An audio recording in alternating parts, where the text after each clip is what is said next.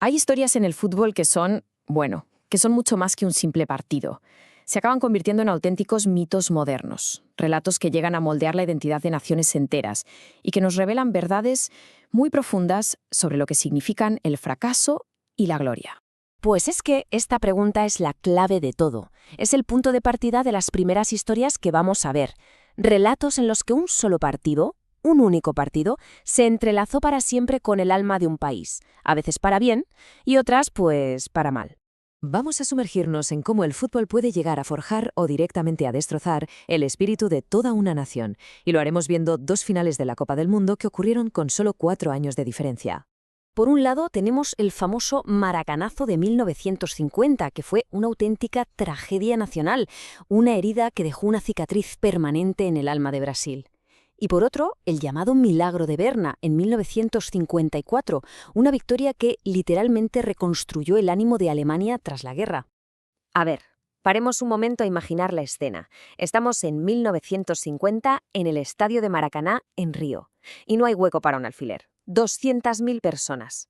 200.000 almas abarrotando las gradas. Es un auténtico mar de gente. Y todos, absolutamente todos, están convencidos de que ese día Brasil va a levantar su primera Copa del Mundo. Y además, en casa. Es que el escenario estaba preparado para una fiesta monumental. Brasil, el anfitrión, el favoritísimo, solo necesitaba empatar para ser campeón del mundo. La celebración no es que estuviera planeada, es que se daba por hecha. Pero ocurrió lo impensable. Esa derrota tan inesperada fue un golpe durísimo, tanto que se calificó de catástrofe nacional. Y de ahí nació un trauma colectivo que se conoce como el complejo de Viralata, algo así como el complejo de perro callejero, un sentimiento de inferioridad que persiguió al país durante décadas. Y claro, como en toda gran tragedia, se buscó un culpable. La derrota necesitaba un chivo expiatorio, y ese fue el portero, Moacir Barbosa.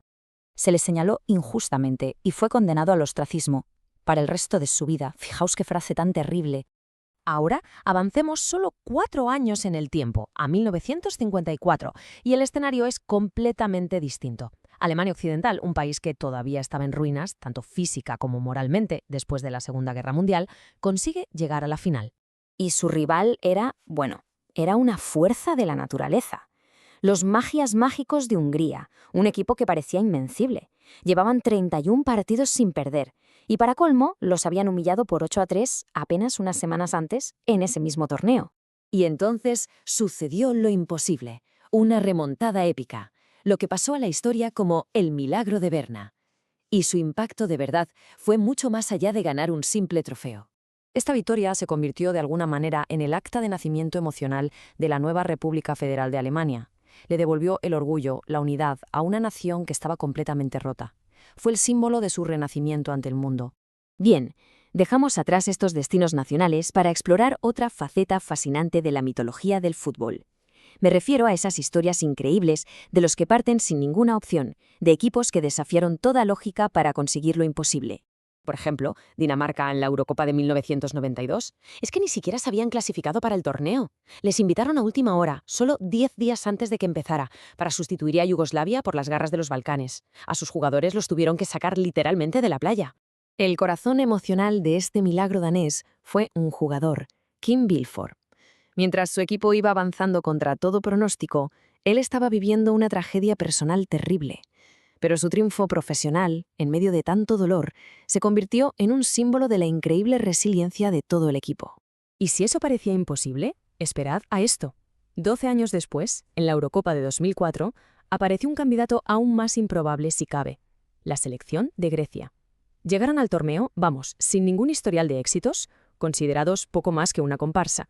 Para que nos hagamos una idea de lo remotísima que era esa posibilidad, las casas de apuestas lo pagaban 150-1. 150-1, o sea, eran sin ninguna duda uno de los mayores outsiders, como se dice, de toda la historia del deporte. Nadie, pero nadie contaba con ellos.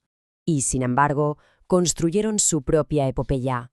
Con una defensa que era un muro, sólida como una falange espartana, se abrieron paso hasta la gloria, derrotando a potencias europeas una tras otra, incluyendo a los anfitriones, a Portugal 2 veces, y siempre con esas victorias agónicas por 1-0 en las fases finales.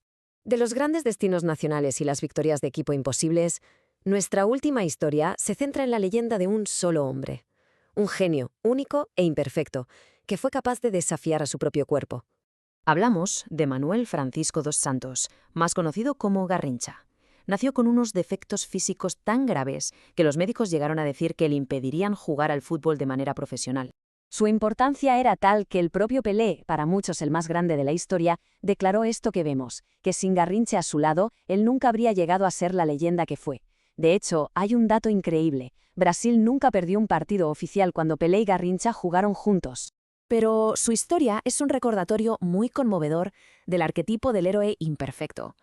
La inmensa felicidad que la alegría del pueblo regaló a millones de personas contrastaba de una forma brutal con sus luchas personales, y un final tristísimo en la pobreza y consumido por el alcohol. Llegados a este punto, la pregunta es, ¿por qué estas historias perduran? ¿Por qué nos siguen fascinando? Pues porque Sueco va mucho más allá del campo de juego. Reflejan temas humanos universales con los que cualquiera puede sentirse identificado. En el fondo, son parábolas. Hablan de la desesperación y la redención de todo un pueblo, de la magia de ver ganar al que nadie espera, y también de la tragedia del genio imperfecto. Y todo esto nos deja con una última reflexión, una pregunta para nuestro tiempo. En el fútbol actual, tan dominado por el poder financiero, por el Big Data, por las superestrellas globales, ¿queda todavía espacio para que nazcan este tipo de leyendas? ¿Historias así de crudas, de inesperadas, de verdaderamente míticas? Ahí queda la pregunta.